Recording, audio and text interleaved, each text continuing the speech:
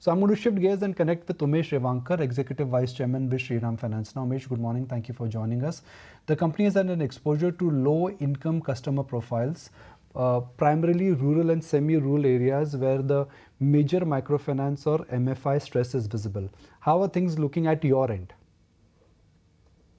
Basically, the company lends to the business community. We don't lend to the economically weak sector the way people understand or describe. See, when a customer acquires an asset, a vehicle, or machinery, or he starts a business, that person comes with certain margin and a certain investment into the business, and he builds a business. So, business, as long as the environment is positive, economic activities are positive, he makes decent earning, and his repayments are always on time. So, I believe the business environment is still good enough. Right, Mr. Revankar. So, how is the overall demand, especially when it comes to MHCV in both new and used vehicles? And what is the overall outlook that you're currently seeing for vehicle financing? Some analysts are expecting that the growth is going to be slow. The business environment for as far as vehicle is concerned are quite good. In fact, there is a very good demand coming from the rural market. The demand for both two-wheeler and tractors have gone up significantly, and we are growing there. Passenger vehicle demand is all-time good and continues to remain good for a very long time, and we also see good demand for that. M&HCV sales have flattened, but overall credit demand is decent, both in used and new.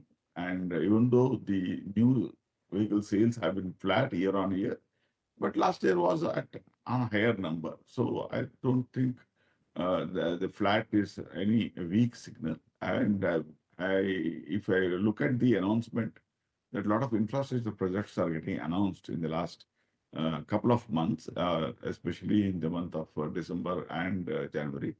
We are confident that maybe post-budget, the allocation for the infrastructure will be further good, and therefore the demand for the MNHCV this quarter will be good.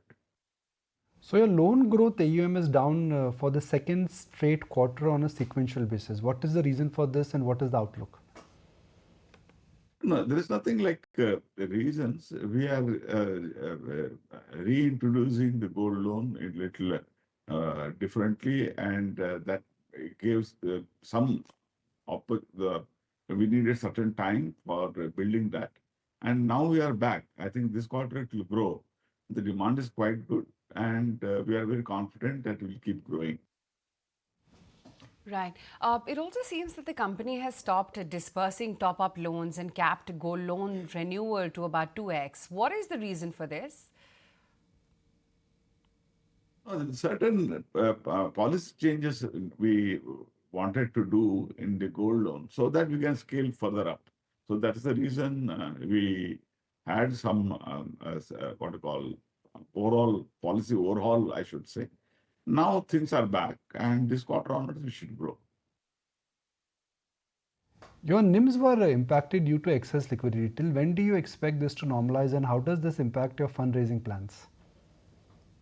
See, excess liquidity was planned because we wanted, there was certain circumstances which we believed that we need higher liquidity in the last quarter.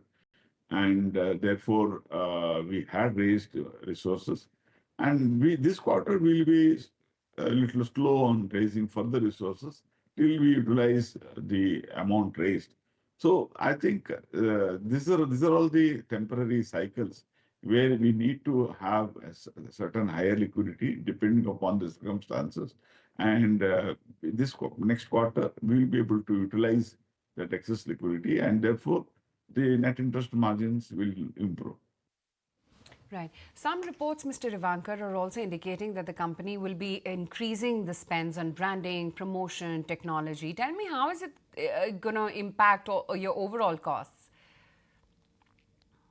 Overall size is a very small amount. We wanted the company post the merger to be known as the total what to call all product or all services company, and that to be registered with customers. And that's the reason we had come out with certain promotion, and we wanted to do some spend on the same, and it is already done for this year, and there may not be further spend.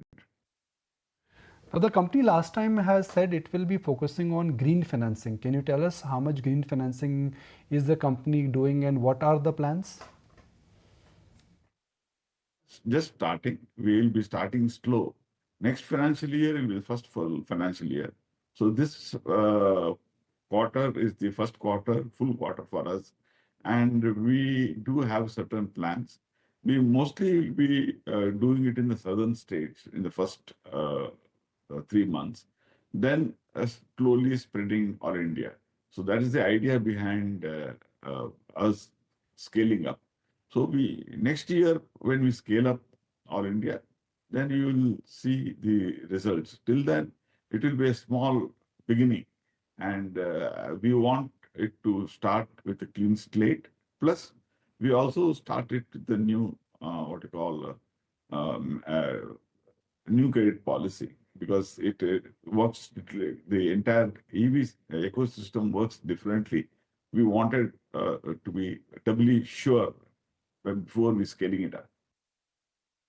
Right. There are also two important events in the coming days, both the budget as well as the RBI policy, Mr. Revankar. What are your anticipation and expectations?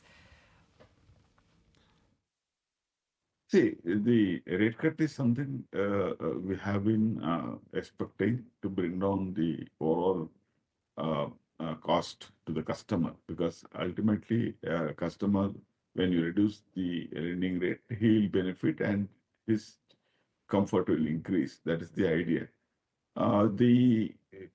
Even if there is some rate cut in this monetary policy, I think it will take some time before it flows into customer, because it has to flow into us, then to the customer. So it will take at least 3 to 6 months. So it will not happen immediately. But overall, our expectation in the budget is more spent on infra, because last year not much of infra spend was there. That will create a lot of employment, plus a lot of economic activity in the urban and the semi-urban area. That's one. Second, special focus on the MSME. Further, already there is some focus, but we expect more focus or more program from the budget. So these are the broad two expectations. Then, of course, there are other things like more resource being allocated to the NBFC, so that needy people who are in need of credit at the rural and small towns can get the credit. These are all the few points, few expectation we have from the budget. Right, Mr. Revankar, great to have you today on the show. Thank you so much for your time. If you like this video, then like, share and subscribe to ET Now.